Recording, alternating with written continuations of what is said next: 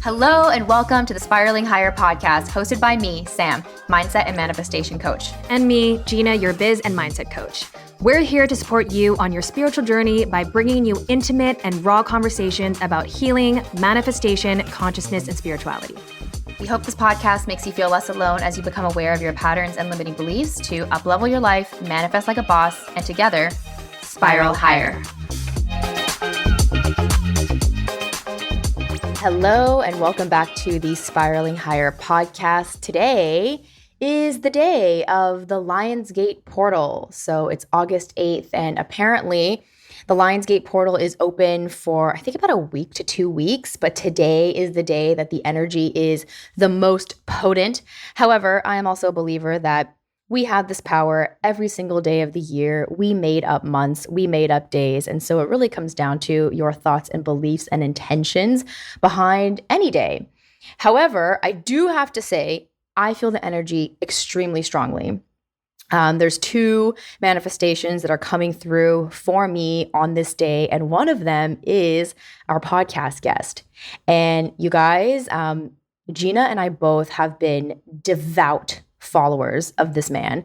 He is someone that I discovered actually on a podcast, I think about 4 or 5 years ago, and I have been religiously following him since. I've been listening to every podcast episode. He has actually a membership that we'll talk about at the end of the episode that I am a part of. There is so much content that he's released. His life is truly dedicated to helping people feel better. And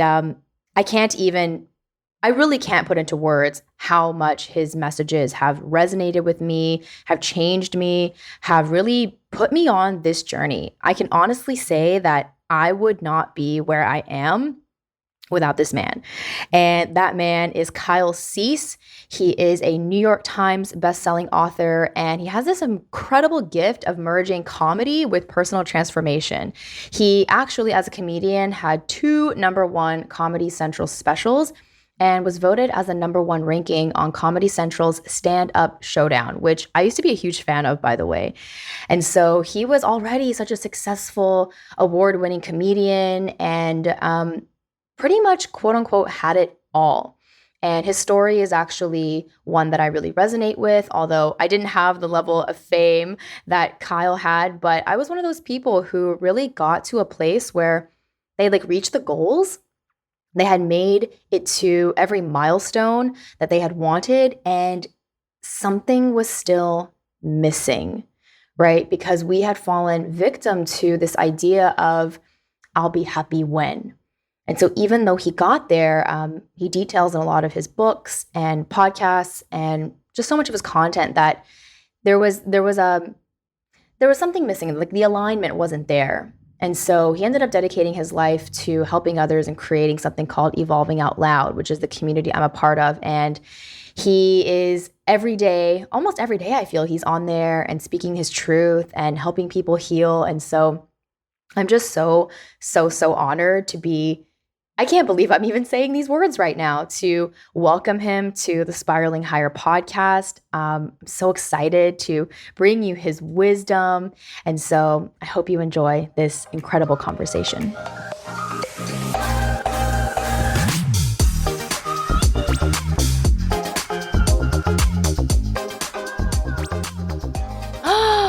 Hi, Kyle. Hi. Kyle! I'm so happy to see you guys. You have no idea. You have no idea. You've been on our list since it started, before it started. So yeah. Really? I'm honored yeah. to be here. And thanks for letting me delay. I was out at the gym and I got stopped at the store a bunch and couldn't. That was actually the most braggiest problem I could have. But I actually was just totally delayed. And so you being able to move it makes me so thankful. Oh, absolutely. Gosh, of course. I would have been the person stopping you in the store for sure. But then I would have been late for your podcast if you had. We would have just started recording at the grocery store. Yeah. Right. Wait, can you pause? We're just going to turn it on. Sitting there with cherries, yeah. Awesome. With our produce bags. Oh my gosh. This is so wild. Kyle, I told you when we had our very first one-on-one, which was, I don't know if you remember, it was about 2 months ago. This podcast actually was in the works, right? Yeah. And you were my number one dream guest for this podcast. I'm honored. And so I'm just so excited to dive in. Obviously, Did you know that there were other people that you could put on the list, or did you just think we stopped after your name? We were like, that's it. That's it. That's it. Because it's so just, it's going to there's be other people, but I'll take it if I'm exciting to you. I mean, you have no idea. I think I told you in my one-on-one, and I'm sure Gina did too, but you have really just, and I've already told my followers, but you really jump-started so many things for me. When I discovered you 4 years ago, it was like a complete paradigm shift. Like there was a way I was seeing my life literally before knowing who you were and coming to your work, and then a way that I saw everything afterwards. And so I can see my life pre and post Kyle. And so I'm so excited for our listeners because I think hopefully after this episode, they will also have a pre-post Kyle life experience. Wow. That's amazing. I mean, I can say the exact same thing. I think when I had my call with you, I was just really at this crossroads of knowing, and I think that's one of the things we want to talk about, is that you can know something. Sam and I have been into this kind of spiritual journey for so long, and sometimes you're like, I know, but it's hard to embody and to actually live that. And so that's one of the things that we definitely want to jump into. Sure. Shall we just jump into it? Yeah. Well, I mean, that's such a good segue, Gina, because one of the things we've been learning through you is there's a true difference between understanding something intellectually, which is kind of how when I came to your work, there was a lot of light bulbs going off where suddenly I was like, that makes sense. That makes sense. Oh my God, so true. But then how do I move into the actual embodied, lived awareness of this? Because, and Gina can ask, she had a whole thing, right, about how you discovered your calling. You kind of started to realize your soul mission, but then she didn't know how to live in alignment with it, and she got really attached, right? Yeah. So how do we release that? So I think, well, with what you're saying, one of the things I think that I guess that I do is I help people become aware of what they already know. It's almost like they know it, but they don't have words to it. So there's different stages. I don't know if you've ever heard this, but there's I don't know and I don't know that I don't know. Right. Then there's I don't know, but I know that I don't know, which is like, I know that I don't know how to fix a car. Right. Like, so I'm aware there's more I can learn. Right. The third one is I know, but I don't know that I know. That's where most of humanity is. Right. Is like, I know there's more, but I'm not aware that I know it. Like, in other words, I haven't put the words to it or the consciousness to that. So I can feel something but I don't even know that I feel it. I just feel depressed at work and don't know there's any more than that, but there might be something in my body that's birthing.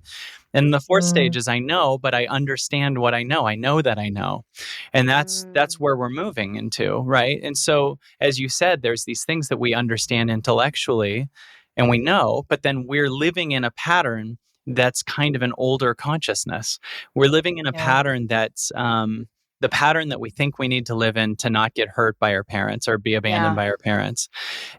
Or we're living in what we think is the pendulum swing opposite of that. Like, if my mom was, told me that I can't be something, then I'm going to be the pendulum opposite, which is like, I'm going to make my kid become a star to be the anti my mom, right?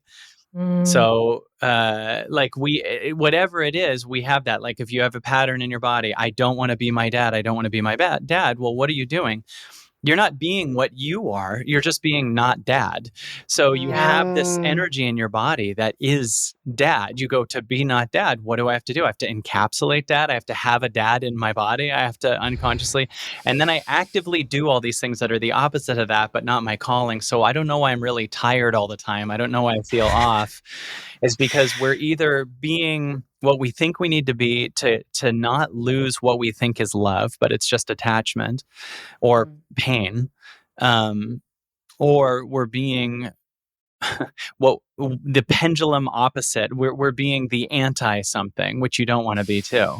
right? Mhm. Because with those things gone, there is a natural unfolding that's happening for you that's beyond any of your control.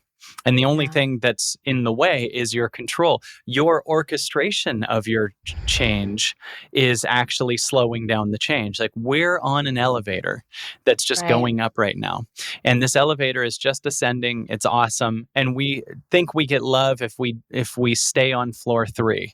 But the elevator's still going. So you keep living floor 3, but the elevator's at like 5 or 6 now. And this is why everyone's feeling depressed. It's not that you can't figure out 3 anymore. It's that you're still living on it. It's that you're trying to Mm. remake 3 work over and over and over, but nothing works now in the old way. You might notice how easy it is to start a giant project and make a giant declaration, and then it doesn't go you stop it within 2 hours, right? And you're just like, why can't I stick with anything? Because that was old floor 3 shit that you used to get love for or not get pain for. So you're on an elevator right now, and in an elevator, literally you can't see what's at the top. Like, literally That's think so of an true. elevator. On a stairway, you can see the top of the stairs. This is analogy is just Yeah, showing up right now, but it's funny how it works. I You love can it. see, so ego goes, I'm going to take the stairs because I can see the outcome, but it's still the outcome that you could Mm. see. So, but then there's this elevator that just feels like a closed box, which is totally where we are right now. Everything feels shut off. You're scraping as hard as you can for a familiar floor, but an elevator is closed, yet it's moving much faster. And even when it gets to floor 5,000, even this 1 second before, the doors are closed. So this moment, right, is like, oh, there's nothing, there's nothing. Then you have a breakthrough, everything, right? But it's not Mm. under your control now. The elevator takes you. You don't have any control. Oh my gosh, this Wow. this actually is so fitting because I just actually listened to your replay in your inside of your community, which was called "Allow the Temporary." And Yes. there was a question in there from someone who said, "But I don't feel motivated anymore. Like, how do I get myself to feel motivated?" And what you had Yes. said was, maybe you're leaving behind motivation, and that really blew my mind because what you said earlier about the different stages, I feel that currently with a couple things, I'm in the second stage Mhm. where I'm knowing that I know, but I don't really know how to move out of the old pattern. Right. So, for example, and I think this is going to be really helpful to a lot of people because when you come to spirituality and maybe you start learning about some emotional regulation techniques, right? You're learning that you're not supposed to interfere with the emotion. So much Yes. of your work is to be with what is. Like, stop trying to change it, stop trying to get to the other side of it. And so that's something that I understand intellectually. Someone gave me a metaphor once about this ripple in the water and how if you try to stop the ripples with your hand, you're just creating more ripples. And so I'm like, okay, I know that I'm supposed to allow, but I can't. Right. Right. So, how do I move into, or how do our listeners as well move into the awareness that we don't have control over this? Trying to have control over it is only really making it worse and prolonging it. But how do we break up with the story that Yes. after this is better than now? Yes. So it doesn't mean that you have to break up with it and only be in the now and just, do nothing and just sit and like wait till it comes out. I'll give you an example of something with me. Like, I've had in me, I've both followed my heart, but as a byproduct, built this amazing career. And I've noticed that there's a part of me that wants to let go of at least some attachment to it. Like, I can feel like it's big. We've had great followings. We've had these things. And I mentioned on a call recently that, like, I was getting meditations at 3 a.m. and I wanted to share it with people. And the meditation said, dude, this is for you. Like you don't need to share everything. And it goes, I don't want you to share everything. Like, stop being so connected to whatever Twitter or how many views you get. That's not you. But if I just sit and meditate and go, okay, I don't care about how many views I get, it might not be as easy.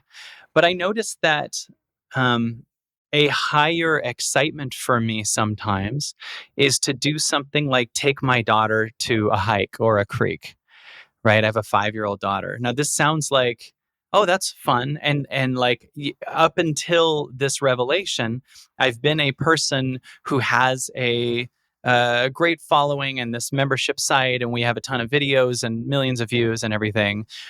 That guy also has a daughter. That guy, right? And a family, right? Instead, right now, it's shifting that where it's like it goes, I want you to spend more time in the woods. I want you to just, she's got pet chickens, and like usually I'm like, okay, I'm working, I don't care. Like this morning I woke up with her, I held them with her, we walked around like this sounds like something like so what, but I could feel that in my body. It goes, now we're going to move through any addiction to numbers, because in that time you would have been looking at it. Instead, you're doing a higher thing. And it's going to also, you'll notice the old world that I'm letting go of in that will demolish with everyone. Like you can feel everybody. I talked to another speaker this morning. We sent a voice text to each other, and she said to me this morning, she said, I just feel like I don't need to do this anymore. Like my offering is I don't know if it's necessary. She's profound. She's a profound teacher that you would think we need, but she's saying, I can see God's got it with everyone. And like, I'm still looking at my numbers and all this stuff. And so like, this is for everybody though. I know this sounds like, is this just advice for YouTubers? But it's also like, all of us have the story of, I am this whatever relationship, or I am this single, or I am this job, or I am this whatever. And there is a higher thing that calls to you, but it sounds like it's not you. It sounds like, so what? It sounds like, so what? Like you would think like that's the next step in your advancement is just sit in the woods with your daughter. That's the highest thing I could think of. Right. But we think, no, the highest is getting to 25 million followers, and then you have followers, not leaders, right? Like, and so there's in all of us an old world that's trying to die, but I also want to offer replacing it with the new world. So instead of just being like, goodbye old world, and then sitting there, you can also allow the old world. Like, I'm not done working or something. I'm here and I love my job. I love connecting and stuff. That's a new thing too, is things are trying to birth, but you don't have to just say F you to the old thing. Like, it's just like, it's one of the things that it's trying so hard to do is teach us gray area. It's trying to get us to stop being so outcome based. Stop thinking the answer is over there when you finally, because that in itself is the dismissing of God or the universe or the now, right? That it's over there, right? It's when I get to that outcome. And if you can start living a little more outcome is a byproduct or outcomeless, like I just want to clean because I want to clean. Not because I need to see a clean house. I just want to create because I want to create, not because I think this video will go viral. Like, that's trying to happen too. Well, it's funny because that's actually how I went like semi-viral. I was like, I'm just going to create this video on like consciousness and manifestation, see what happens. And you actually told me in my call that you're always rewarded for your expansion. So that was me doing something for the sake of doing it. And then, Gina and I, that's kind of how we started this business, this podcast, our recent businesses, which have really grown so quickly. But then it started, I feel, truly from a higher calling. Like, hey, try this thing. Like, that could be cool. Very outcomeless, very curious. And then that can quickly turn into an ego attachment. So, Gina, I know that was a huge thing for you to work through. Well, that was basically the whole purpose of my call with you, Kyle. And I remember, my journey has really been, as all of us have this journey with our parents, right? My journey was like, your voice doesn't matter. And you can't be yourself. No, don't be you. We're not going to nurture the things that you genuinely love, because that's not what we want everybody else to see. So my journey has been a lot about, okay, how do I love myself? And I have a daughter too. She's 7. And it's really been through being her mom and loving her unconditionally that I'm like, oh, like that's what I should be offering for myself. But one of the hardest things in that journey was, okay, now I love these parts of me, but then I got attached to using those gifts and Yes. making my voice matter. And I remember you made me say, it's okay that my voice doesn't matter. And I was like, I don't want to say that. Yeah. I've spent the past year telling myself it matters. But that was why that call with you was so monumentally life-changing, because I am okay with my voice not mattering. Like, I can love that part of me too. But Sam and I have recently been talking about loving that and accepting that. And I think for us, we thought that meant that you have to like it. But I think allowing an acceptance is not necessarily liking that. So we would love if you could explore more on that. Well, and so people hearing that might hear what I'm saying and be like, this is like a demotivational speaker. Like, it's okay Yes. it's okay if your voice doesn't matter.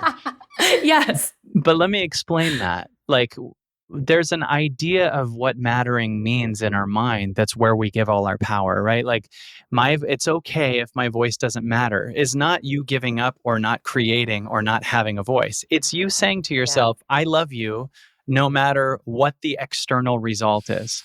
And our problem is at one point, it would be a step forward for you to learn your voice matters, right? Yeah, At one point, so for people hearing this, at one point, if you have only learned your voice doesn't matter on this first level, right, which is this kind of anti-you thing that's going on, you stepping into your power in that way and going, my voice does matter, F you, is you creating this new voice in your power that you're honoring that voice.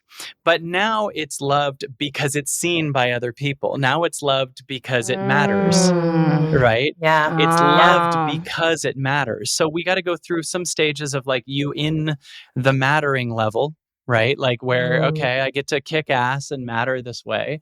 But at one point, you start to go, you're basically saying, I love you even if you don't matter. So there's this other back end pressure that's off, because when you got to, it does matter, believe it or not, you still are handing your power to your mom, right? Or to anyone that's saying it doesn't, because you're going, it does matter. So see, everybody, does everyone see my voice matters?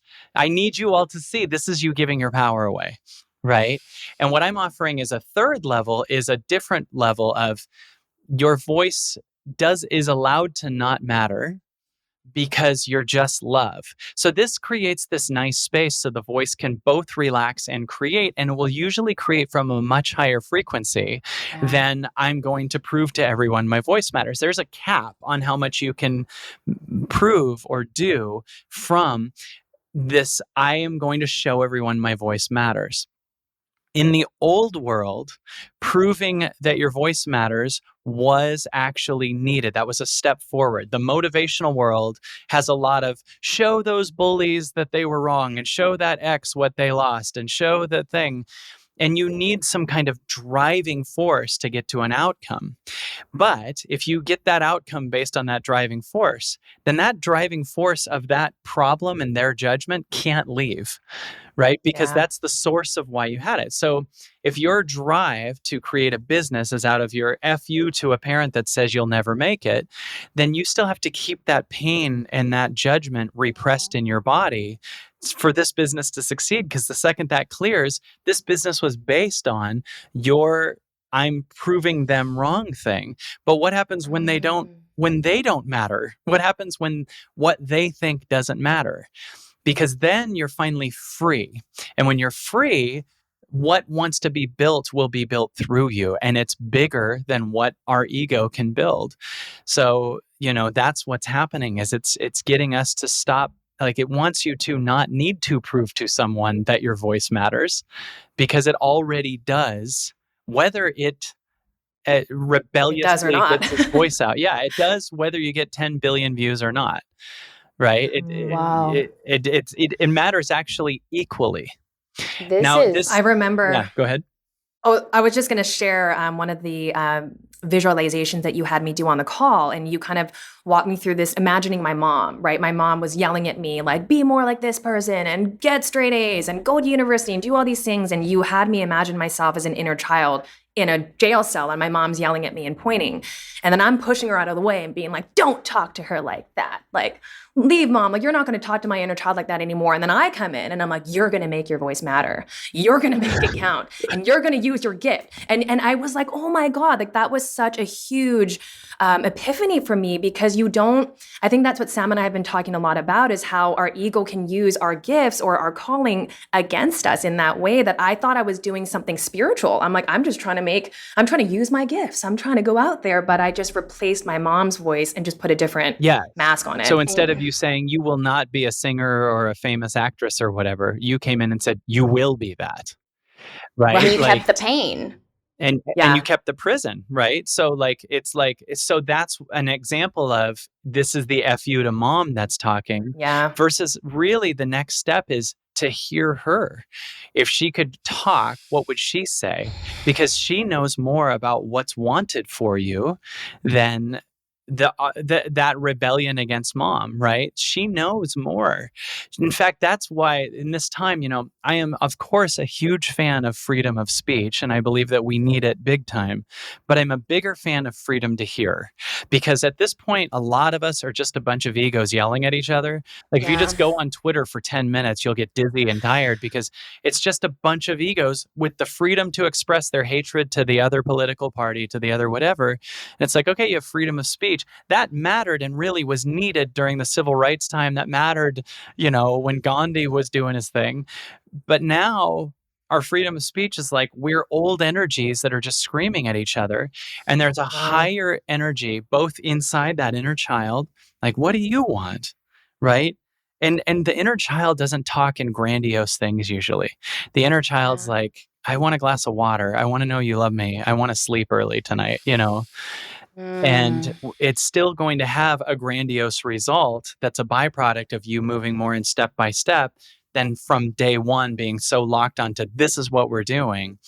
And so if we listen to her, and we listen to God, and we listen to the now, and we listen to the universe, I am so much more about freedom to hear. And luckily, that's something no government can take from us right now. Wow.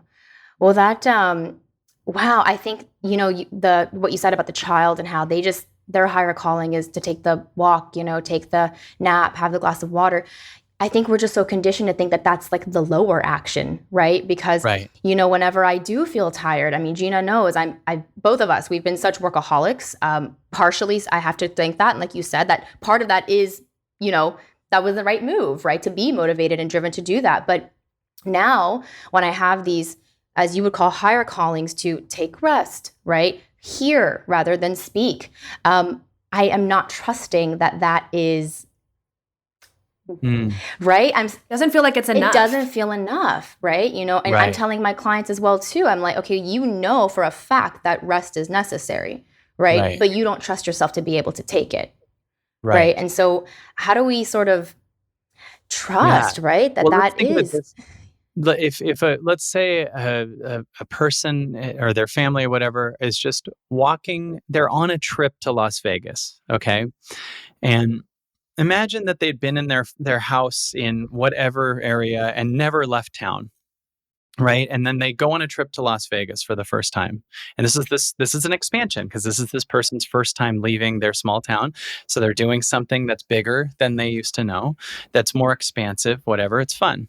Let's say they happen to put $1 in a slot machine and win $100 million, right?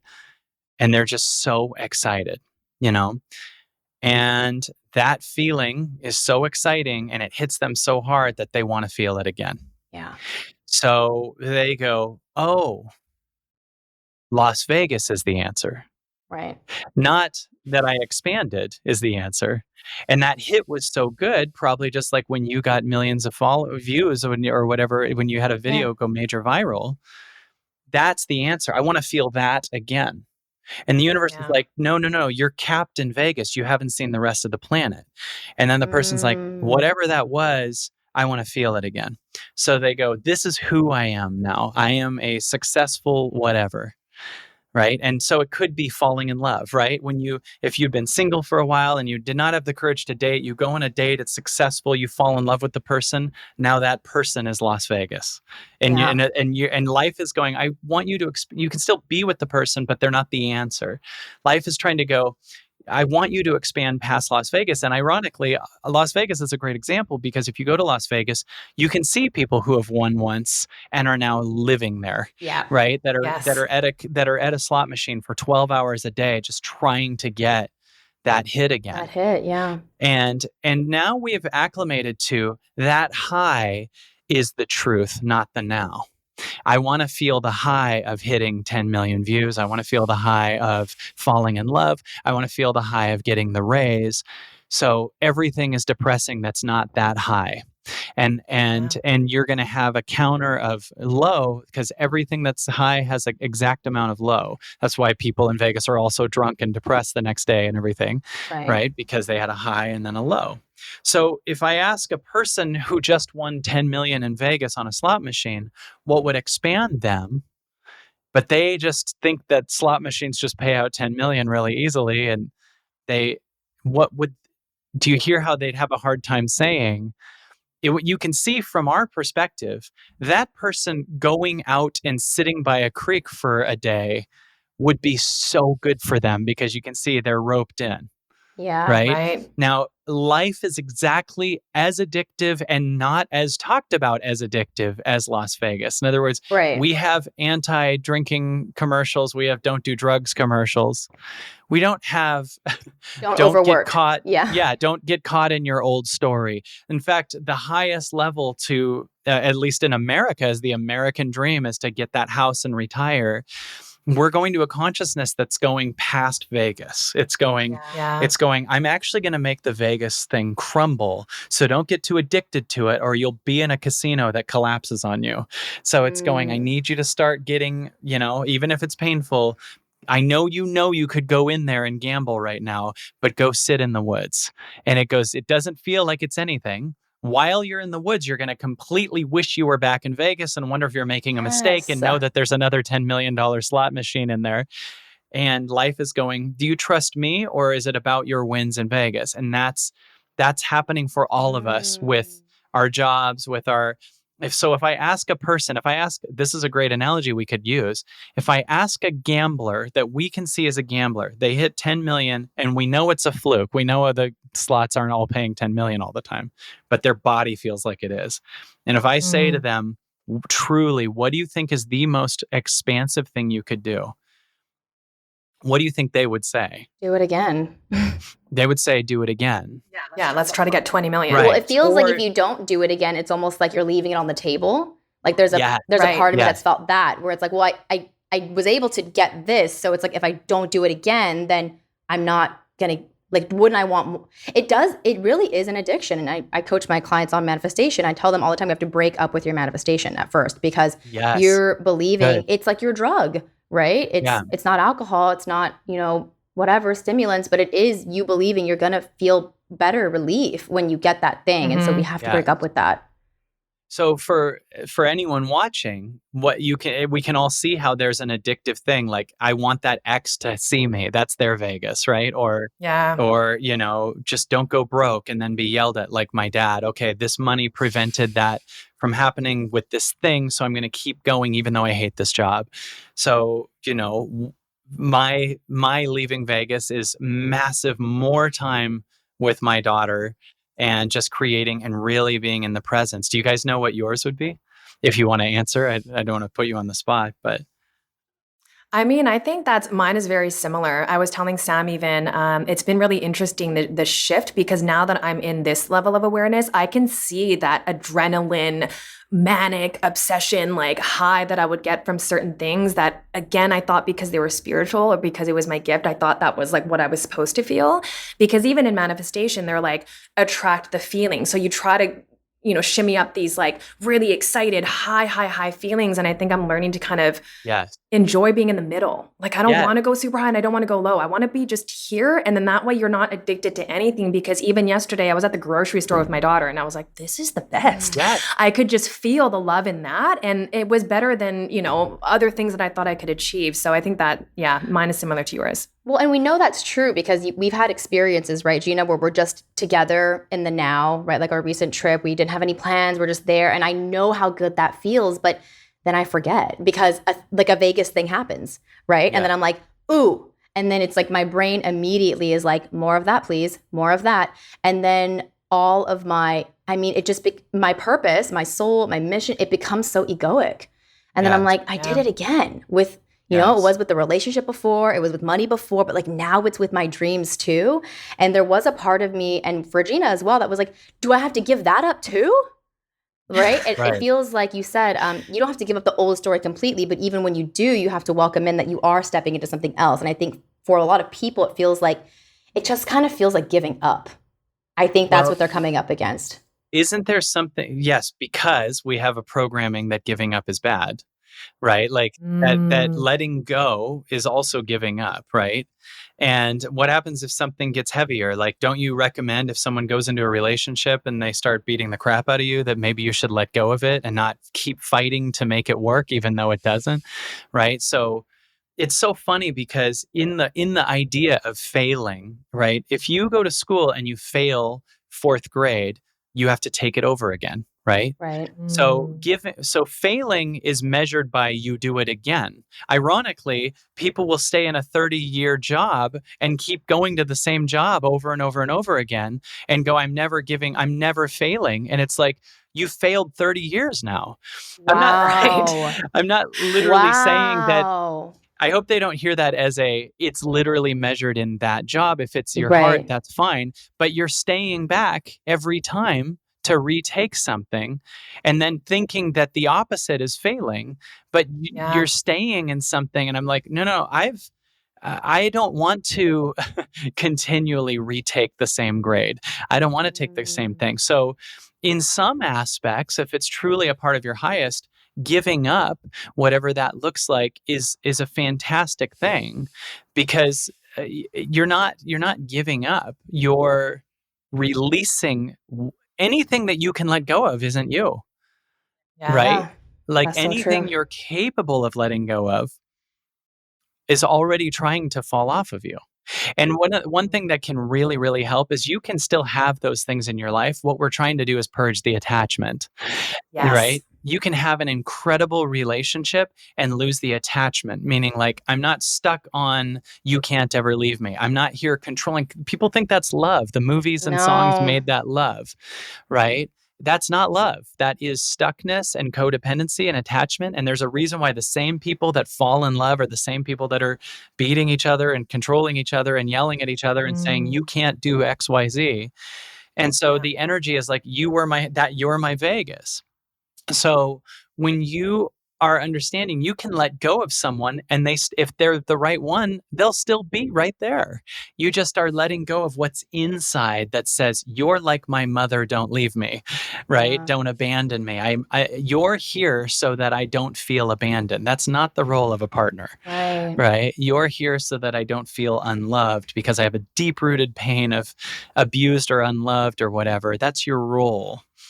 That's not what we want anymore. And that's why, how many, especially like when you see, how many relationships do you see start and stop now so quickly? Celebrity relationships, people you know, friends. It's very hard to stay in a relationship in the old paradigm through attachment and slow song and romantic comedy love. It's just you connecting to you. And if there's someone else doing that, a byproduct can be you both are there expanding each other. But if we're just like, you better not leave me, you hear, these celebrities are just, they're breaking up, they're together, they're tattooing names on their arms and then breaking up 9 months later. And then we have friends that are like, yeah, we broke up. You just know, even, oh, I haven't heard from you in a year. You must not be with that person. It's almost like the drug they were taking, they just kind of became acclimated to it. And now they need like a different dosage, or like now they need another drug to feel it again. And so now they're projecting onto the person that like, oh, like it's you because you don't give me that feeling, but it's like, you have to give that feeling to yourself. And so it's the same with manifestation, whether you're manifesting a relationship or money, it's like, you have to give that feeling to yourself first, right? Well, it's a lot of what you and I have been talking about too lately, which is like the word being good. And I think that that's such a hard word, because even my husband will say it to my daughter, like, oh, Em, you were so good today because you were so polite. And I was like, I think we need to change that and just be like, you were really polite today. instead of making that a good thing, because I think then when you're not polite, you're like, am I bad? Yeah. And I think even we say that all the time, like, oh my gosh, I've been so good for the past couple of weeks. It's been really, really good for the past couple of weeks. So anything other than that feeling now all of a sudden feels bad, and now I have to fix it. And until I get back to that good feeling, I'm bad. Yeah. And so that's been the two words that we've been trying to transform and maybe redefine. I have some thoughts on that if you want them. Yes, Of course. please. One, first of all, you're totally right. Like making someone good or bad based on that they were polite, which is usually also can be obedient or can be whatever, Yeah. right? Emotionless, frankly. Right. Yeah. And also polite's also nice. There's good things about it. Right. But one, so I hear you. Two, that would probably trigger something heavy in you, Gina, with how your mom was. Like that sounds like what you told me your trigger was, right? Right. If that you were saying, like the mom in the prison is like, you will do this, you will be good, you will be polite. Right. So I just want to bring up both you're right, while we bring a presence, or you can bring a presence to what it means, because that would be extra triggering for you. Like if your mom was dating your husband, her energy would be like, that's right. Yeah, right. Exactly. Good, yeah, exactly. Yes, right. And then what was the third thing about that? Because there's another thing. Here's the counter to that. Both, we're not aiming for it, but letting did you say it's your daughter or your son? I forget. My daughter. Your daughter. Sorry about that. That's okay. Letting her know, I love you also if you're bad. Yeah. So the goal isn't to be good, because we don't want to associate love to good. And again, that's just like earlier, that's not aiming for be bad. Like people think if I'm loved, if I'm bad, I'm just going to turn into Hitler or something. No, because it's not the second nature in your body, but your constant repression of don't feel bad is what also makes you feel enslaved in your own body. And then you lash out against that by being bad, because you tell me I can't do this. So F you to that prison. I'm going to do what I want. So people that are scared of being bad, people that are scared of, like I can't eat too many calories, right? Are the same ones that sneak a cake, right? Yeah. Right. The same, whatever prison you put on yourself that you can't be, the more you do the other end. So if also, this is the highest level of truth. I love you even if you're bad. I don't prefer you be bad, but I just want you to know the goal isn't good. The goal is now.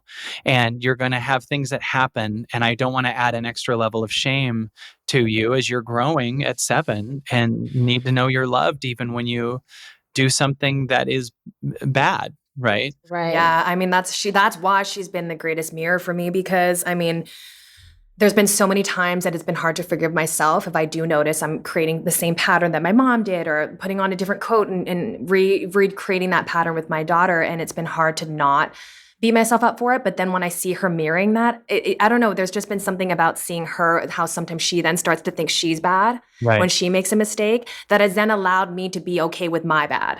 Right. Because I'm like, if I look at her and no matter what she does, like I love her no matter what, it's kind of opened up my eyes to what that kind of unconditional love can feel like, because we didn't get that, obviously. And so I know Sam, for her, like she was like, I don't know what that feels like. I haven't really accessed that. So like, how do we apply that to ourselves? So I think with having a kid, it's been very lucky, because I've been able to see what it looks like for her, because you're right. Like there is nothing that I would perceive her as so bad that would change my level of love. Right. Yeah. And so she might have in her, I don't know, but she might have in her mind, okay, the goal is don't be bad. Right. And then I'm loved. Right. And so instead, it's so funny because it's not our natural state to just be bad. Right. Like, but if you start going, okay, the goal is don't be bad. Like there's a sign on a ferry that says, ferry boat that says, don't spit. And there was a comic named Paula Poundstone that said, all I want to do is spit now. Right. So that's what we're thinking of, is like what we don't want is like that we're creating that. So if your daughter starts creating a life going, I can't be bad. Right. Then she's looking for, okay, what's bad? Don't do that. Don't do that. And it becomes this buildup of like, why can't I do that? I need to know what that is. And I need to know that I'm still loved. So I have to do that. Do you get what I'm saying? I feel like I'm scared I'll be bad if I do that. So I have to do that to know that I'm still loved. That's how we work. This is well, Gina and daughter and I, we have very mirrored lives. I feel like sometimes my best friend is my mom in some ways, and a lot of the things that I'm working through, she feels like, oh my God, that's what my daughter's gonna have to go through. But I became a very emotionally over-controlled person because my emotions just weren't okay. And I think that's most people's experience, right? You're told as a child, like, you're being so good, like, you're being such a good girl, like, thanks for not crying, or like, thanks for not getting mad.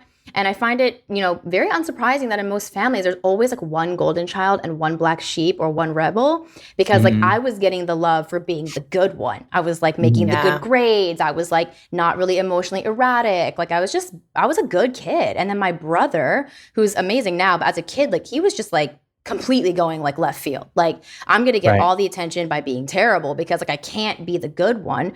Right. And so then I'm watching also That's my very brother. Common.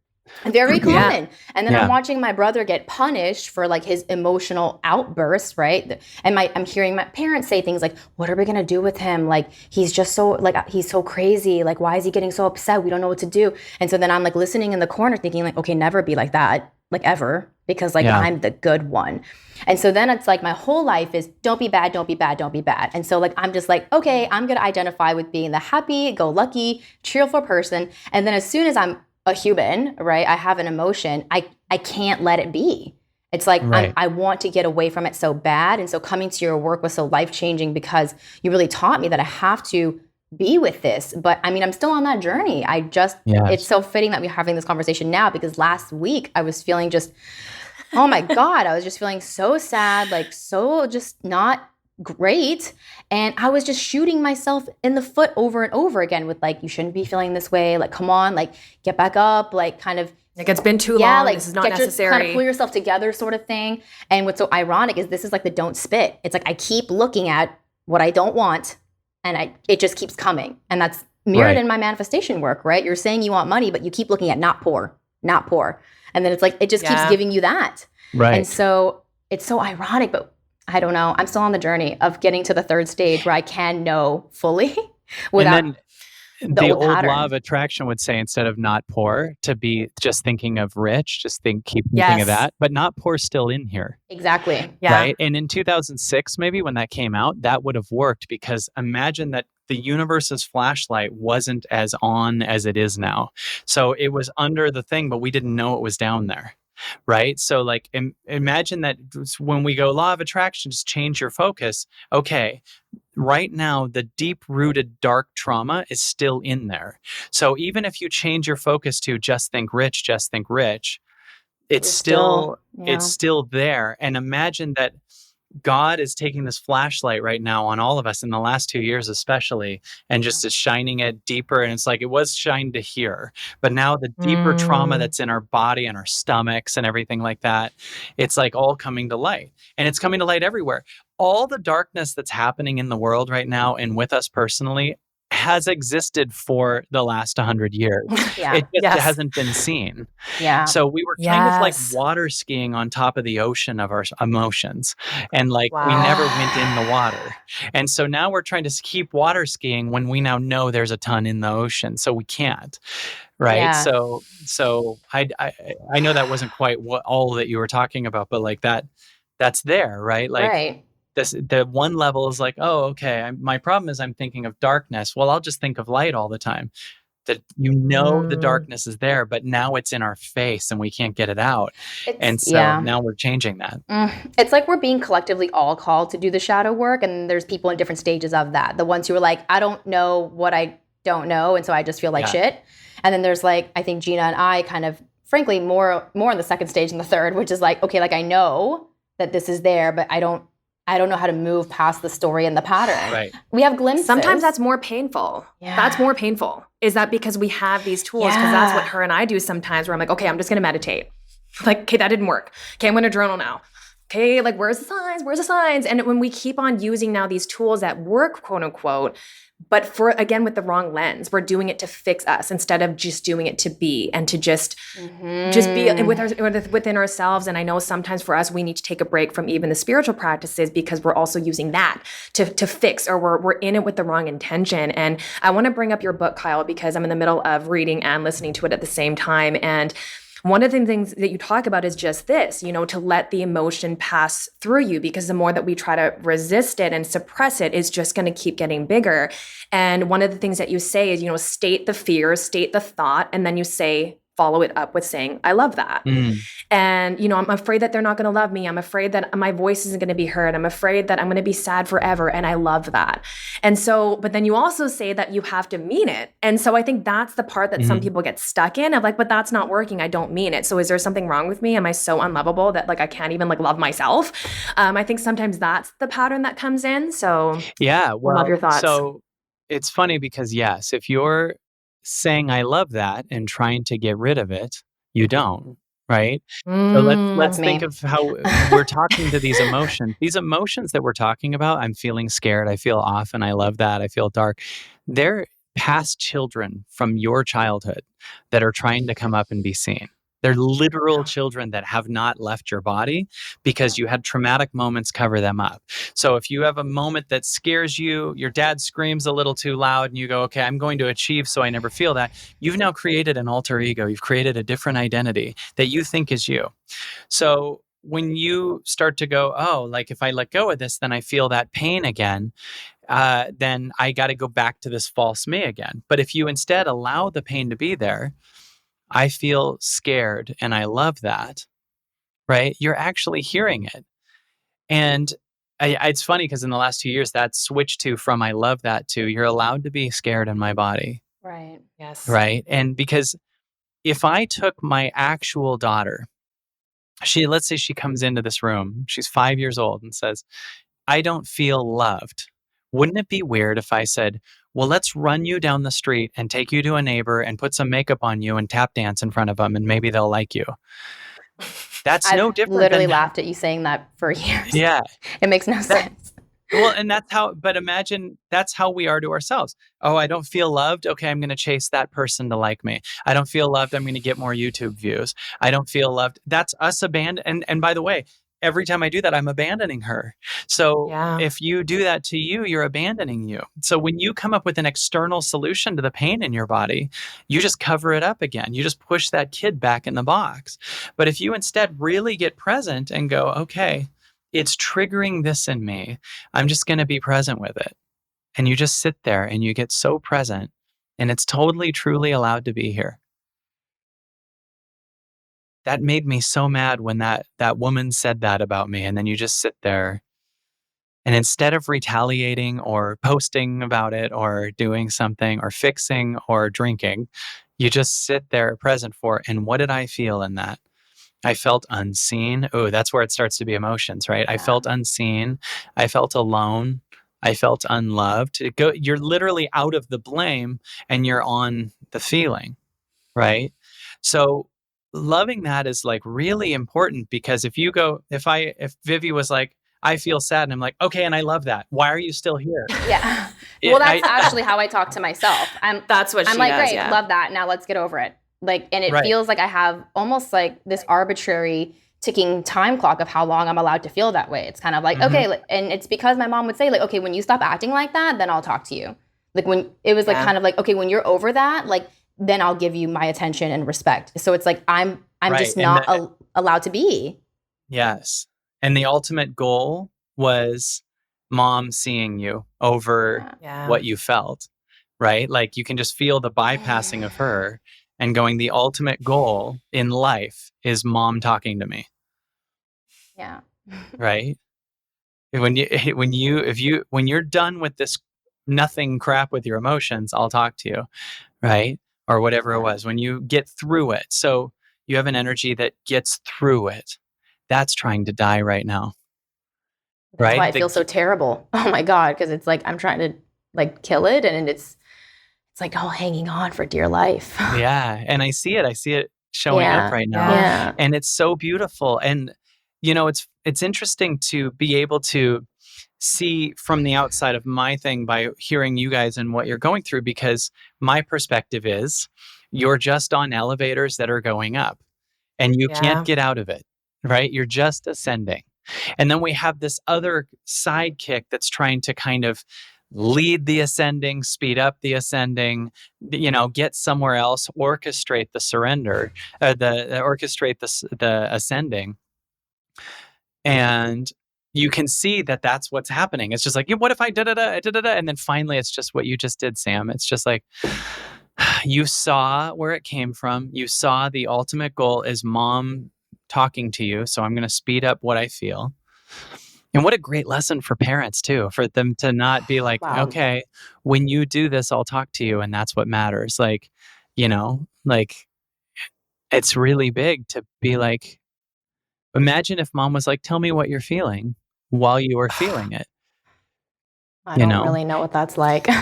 Well, I No. do now, because that's how Gina and I are. That's how we strengthen our friendship, coming to her when I didn't even have the language really to talk about how I feel at first.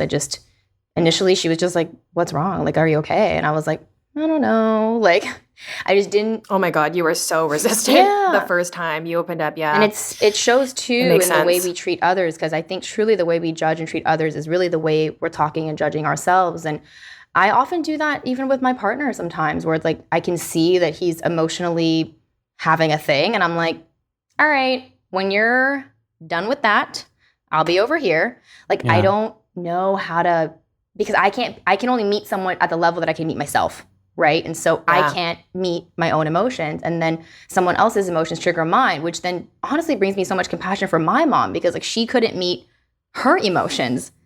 Right. And so then I'm emoting and she's like, I don't know how to deal with that. So we'll just plug it. And then I learned to plug it, and I'm plugging it with a lot of my work. And unfortunately, a lot of people aren't saying like, hey, you're doing too much. It's more like, wow, you're doing so much.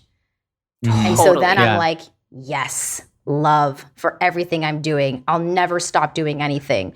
And that's been my life for, well, that's almost 30 the years. match, right? That would be the match, is that the people that are impressed with you now are the match to the you that wants mom to see you. Yeah. Right? Yeah. But there's another world available eventually where you're connected to yourself. You feel a full love for yourself more than you need that outside. And you'll accidentally find people that are the match to the level that you see yourself. And the people that are like, you're doing so much, kind of will dissolve out of your life, or they'll feel permission to do less. I mean, I really think of this. Yesterday, I go to the creek with my daughter. And then today I'm on the phone with another huge speaker who's telling me she's not sure she needs to do it anymore, right as I'm breaking that up. Or she's like, it's the same day. Like, she changed. So it mirrors you, right? And so as you, you going, oh, I get love on the outside, is you saying it matters if it comes from the outside. This is where Gina's, you're allowed to not matter. What we're saying is to other people, right? Yes. And me telling you that is you mattering 24/7. I mean, I think the biggest thing we want to hear when we die, and I think Eben Alexander wrote a book about this, is what he had a near-death experience, and the first thing he heard was, there's nothing you can't do to lose love here. You are loved no matter what. There's literally no way out of it. Something like that. And that's what, when he died and then came back, like some angel told him, you're in a world where you are loved no matter what you do. You literally physically can't get out of it, right? So if you start to move that way and be that way, then you won't, like, you hear the voice that's like, and then the other people gave me approval for doing so much. The factor is that mattered. And that was still what you needed to experience right now, because that's the exact match feedback to what the ego's still looking for. But for some reason you wanted to work with me, or you want to go inward, or you want to meditate. I'm not the guy that teaches you how to get a car in the garage that's worth $200,000. No. I'm not that person. And so there's something in you that's going, I want to call BS on this pattern. And really, you're here for a higher reason than to be number one in the numbers. Yeah. You're here to have an intention. There's something bigger. Like, I'm on this planet to know what I am. That's my intention. Yes. Right. And I make decisions that are what will help me know what I am. And I can see sometimes a temptation that's like, it will pay you this to do this. And I can feel I would be pulled from what I am if I say yes to it. Right. Like, it's like, I will be what they want. I will be saying yes when I mean no. I'm leaving my heart. Right. So if I ask you, Sam, what would be your highest, like, what would be your truest intention? Is it to get as many followers as possible? Is it to be number one? No, I don't even feel like that. Yeah, it's been a while since I've even really identified with that, but it sounds so basic, and Gina and I say it all the time, but it would literally just be to, like, be myself. Like, Yes. it'd be nothing. Like, there's nothing to do. Like, there's nothing to achieve. There's nothing to fix. It's like we're just being myself. And I think about all the time. So I transitioned from a career before this that reminds me a lot of your journey, which really was, you were such a successful, comedian in all those traditional ways, right? I was telling our listeners about how you were like number one, like stand-up comedian. And, I remember seeing you in a movie like in 2006 or something. Like you were doing that. But all of that was from that pain story, and that it wasn't from the I'm knowing who I am. It was I want to be what they want me to be. And without knowing any of that, like without like, in other knowing. words, it truly was my highest because I had no consciousness at that time. Exactly. And Exactly. You were still, so it felt great.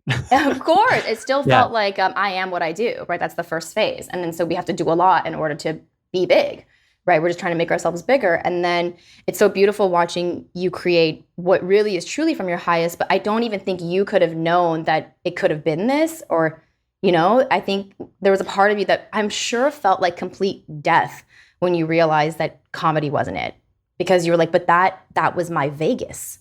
Like, well, I'll tell you, so, well, first of all, if you showed me this, it would be like at 24. I don't know if you've heard me talk about this, but I've always thought of, like, recently I thought, if you showed the 24, 25-year-old me, hey, when you're 44, you're going to be helping people, primarily women, with their feelings, and talking about consciousness and fifth dimension. yeah. I'd be like, I become everything I make fun of. Like, Yeah.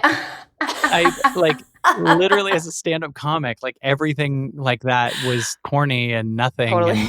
And bullshit, Yeah. and You're like, I'm going to start a cult? yeah, exactly. What? Really? Start, like if you show, like, there's times where we've done awesome theaters and New York Times bestselling book and all these things, but I've also had times where I'm sitting in a room with like 10 people working with them on their feelings. Like, and I'm like, what? And if you showed the 25-year-old who's doing a giant theater and preparing for a Comedy Central special, that he will eventually be sitting in Costa Rica with people right after their ayahuasca experience, helping them release their, stuff with their mom, I would be so horrified. Yeah. And this is why we can't see our future, right?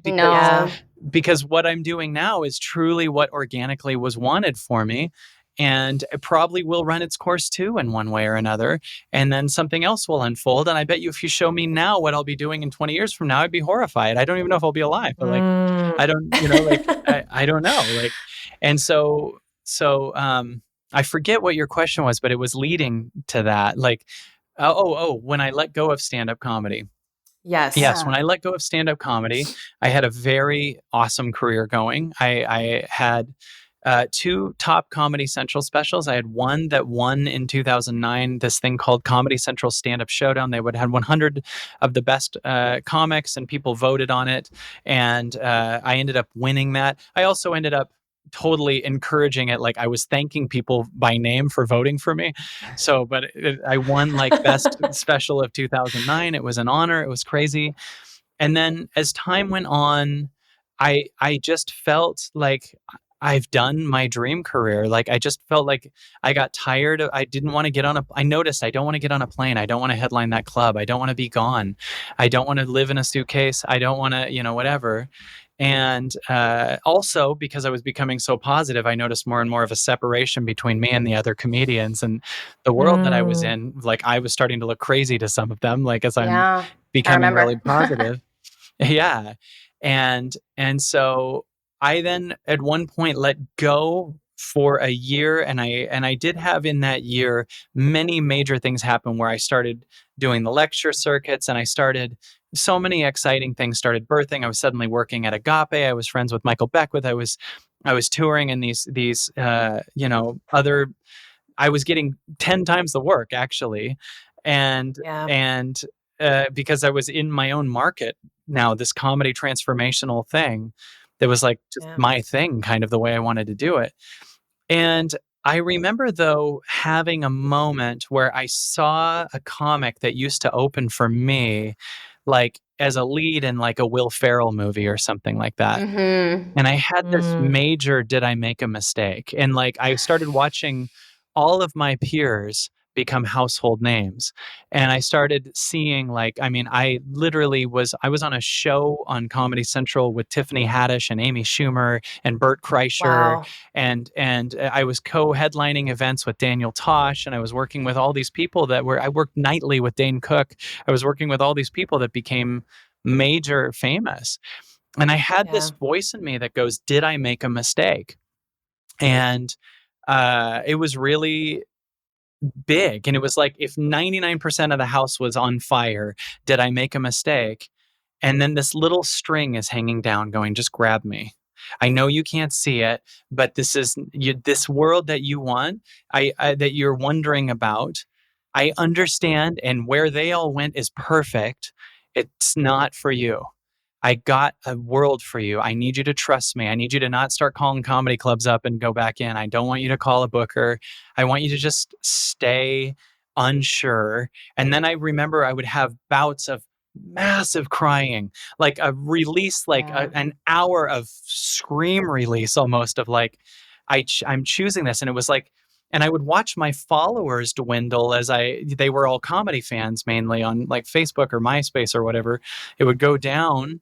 And then like it would be like this higher voice was like, trust me, we're birthing a new world here. And then this first day that I made like a YouTube video where I'm riffing about what's going on in the world, and it was scary, and a bunch of my friends were like, you went off the deep end, and a bunch of new people showed up and loved it. And I saw the following fall off more, Mm. but then another following kicking in, and then it's Yeah. starting to be the same. And I was like, a bunch of people are falling off and a bunch of people are showing up at the same time. And Yeah. then I started making more, and it started going up. While I would get tons of hate mail, you're crazy, dude. While I would get other people go, you just changed my life. And then it was like, this is the new world. It's like this higher thing. And so, but it took a long time of I now see new things are happening that I want to orchestrate with the me that I created in the last 10 years, that it's going, now that dies out, and it goes, just Mm. don't orchestrate anything. Don't figure this out. You're at the cutting edge of your own every one of us is at the cutting edge of our own revelation, right? We're living Yeah. right the Yeah. truth. And it's going, follow me. And it goes, okay, don't look at social media. Don't get caught in what's going on. Don't get all what's going on with the government or the world right now. Just get here. Go hold a chicken. Oh, Well, you want to check your phone? Don't do it. yeah. Like go work out, eat really healthy. Don't check your phone. You get it. Like it was just like, just keep not needing to look at how your stats are, your results. Well, I think one of the biggest things that I've learned since becoming a parent is the deep necessity that we all have to reparent ourselves. That's Yeah. really what this Yes. is, right? It's like being that inner parent. And that's why it's been so much, I don't want to say easy, but that's the access point for me has been through parenting my daughter and the way that I would feel when she's doing something new. Like when she's learning how to ride a bike right now. Terrible at it. Terrible. But I'm not like, what is wrong with you? You're a 7. Like you should learn, like, look at that. I'm not doing that. But that's what I do for myself, right? And so I think that's kind of what we can access is like, what does that inside person, what does she need? Yeah. I think for us, it's just so hard to access that because we just think that we are the pain or we are the badness or whatever. But yeah, that reminds me a lot of that because the same thing, if my daughter were to be a number one comedian and then switch gears, it wouldn't just be this whole bad thing that all of a sudden her followers are dropping. That wouldn't be a bad thing, but we internalize that as something bad when it's happening to us. So I really feel like accessing that inner parent. But there are a lot of people, has been right? something. There are a lot of people who'd be like, why are you leaving? Like, what are you doing? Right? Because I just left a very, traditionally successful career to do this full time. And that was literally just back in May. And I had the ugly crying fit of just feeling literally so scared. I was like, I don't know how to move past this and like let go of it. Like it feels like such safety. And it's like you said something that really resonated with me, which is like just stay unsure. Because like it's in the unwillingness to be unsure that we just flail.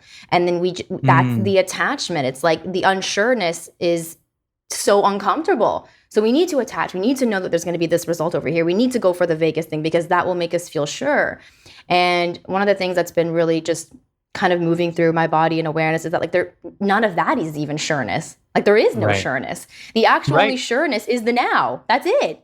Yeah. Right. But that's what the wise inner parent would say, right? The actual inner parent, the wise inner parent wouldn't be like, you're an idiot for leaving that last job. It would be like, what do you want? Right. And it's like, this is me being me. This is what feels true to me right now. And it's asking that question. And that's what you talk about a lot at the beginning of your book, Kyle, as you're writing it. You were like, I can't write this book for what the publisher wants or what's going to make this a number one bestseller. You were just writing whatever you thought in that very moment.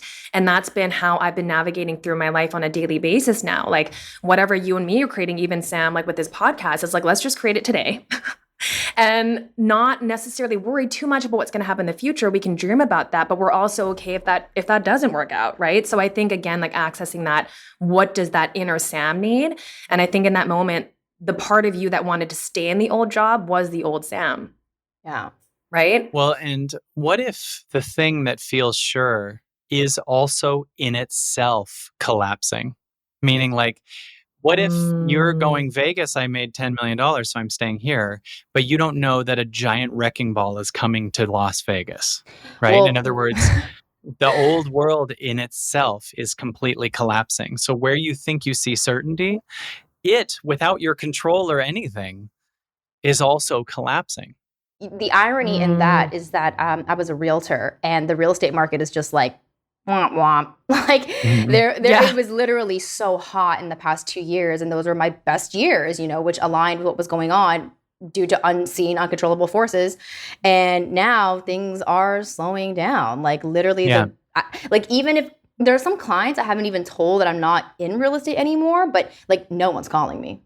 And I just find that so ironic. It's like, okay, like I thought I had to control this whole other thing and make sure to make money, but like no one's even calling me. Like I don't even have any business in that realm. And so it's just so funny because I thought that was so sure. And it's like, that's actually less sure than what I'm doing now. Well, totally. When think about this, like I had left stand-up and then also I had left, as you said, acting. I did 10 Things I Hate About You and Not Another Teen Movie were two big movies that I had a decent sized role in. And I am so happy that I'm not a part of Hollywood right now. Yeah. That I'm not like, because Hollywood is crazy right now. Crazy. Yeah. And I'm sorry to sound shit talky about it, but like it's just gotten so off the charts. It's not about entertainment as much. It's about control. It's about all these other things. And, I just remember like just going on a trip out of California and then Will Smith slapping Chris Rock. Just like, and you were like, wow. Yeah. You were like, good thing I left. Go to different places. Yeah. And so like life is going, hey, that world that's not your truth to be in anymore. Just, it will also not be the truth for a lot of people at one point. And and they're going to leave that world and it will eventually die. Right. And it'll die. Like the way we have money now is going to die. The way we see government as full control is going to die. Social media will die one day. The way we are so addicted to it will make so many people finally leave. It's just that weight. We're, on this other side, all these worlds are going to collapse. And if they're not, they're just stagnant now anyway. There's these things. I've never seen anyone leave that thing that they can feel passionately they should leave. And it became amazing. right? Right. It Mm. always is like collapsing after that, you know, unless they were leaving out of their own anger and not their calling. If that's different, you know, Mm. right? Because if they Wow. were leaving because they couldn't control someone, that's different, you know. But I'm saying, like, you know what I mean? Like, it's Yeah, I feel like you called it like universally selfish too, of like following. You talked about that in your book. We would love it if you could explore more of that too, because you were saying when you're universally selfish, you see yourself as the whole world. So the decisions you make from that space versus like a selfish kind of state are different. And I think that can be really confusing in the spiritual world too, where it's so much about like loving yourself. So you're like, so don't care about what about anybody else. Like that feels weird at first too. But I love how you touched on that in your book too. I can't remember that part of the book, but Interesting. because I say so many things, I'm like, I don't even remember that. But like, I will say this, that this might still answer it. I think there is a type of selflessness and a type of selfishness that we associate as the wrong thing. And let me give you an example. If someone is not looking at their inner child, but they are people pleasing and taking care of everybody, and they're going, look how Yes. selfless I'm being with my empty Yes. cup, you're actually being selfish. That's fear. You're actually Yes. being there for Yes. everyone else so you don't have to look at your shit.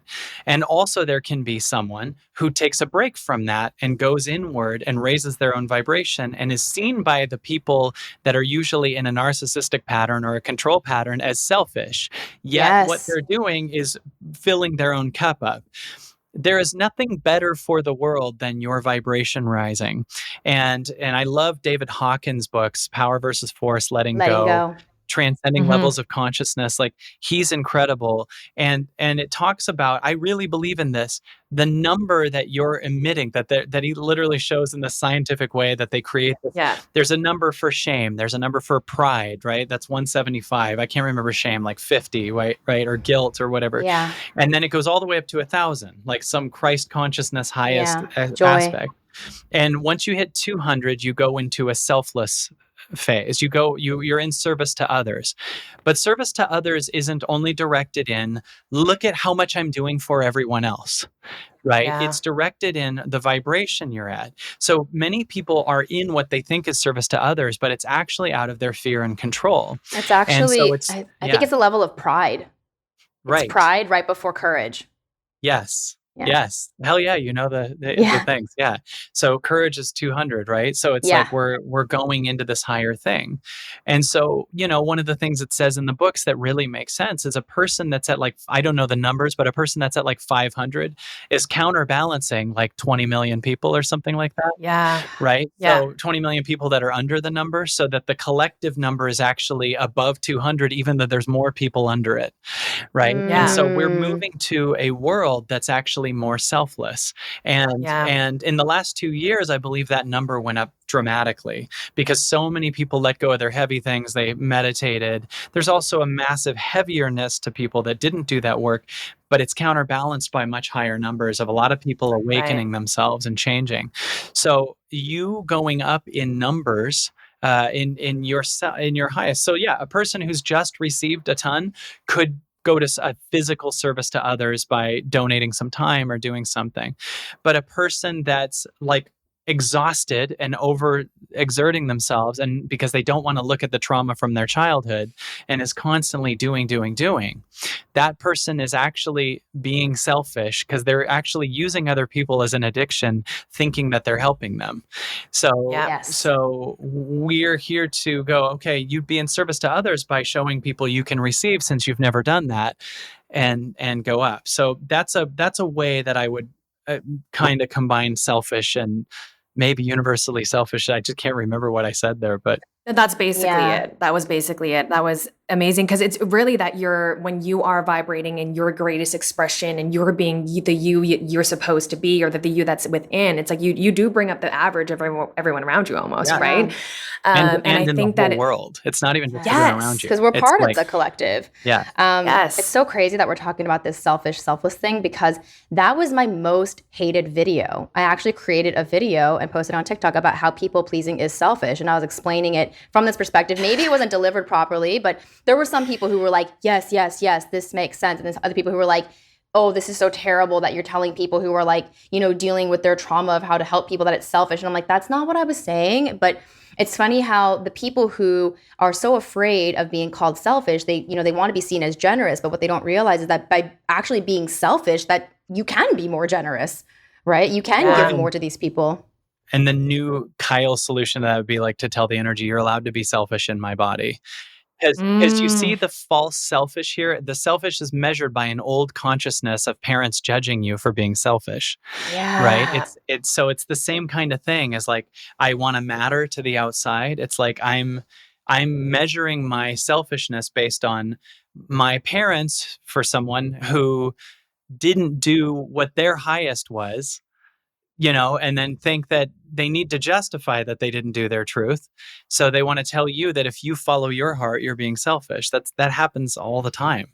Yeah. So it's the wrong consciousness is your measurer of that, right? Like ask the universe what's selfish. Does the universe want you exhausted? Does the universe want you out, totally out of bounds with yourself? Like, no, it literally gives you this thing inside that you can measure if you're off or on.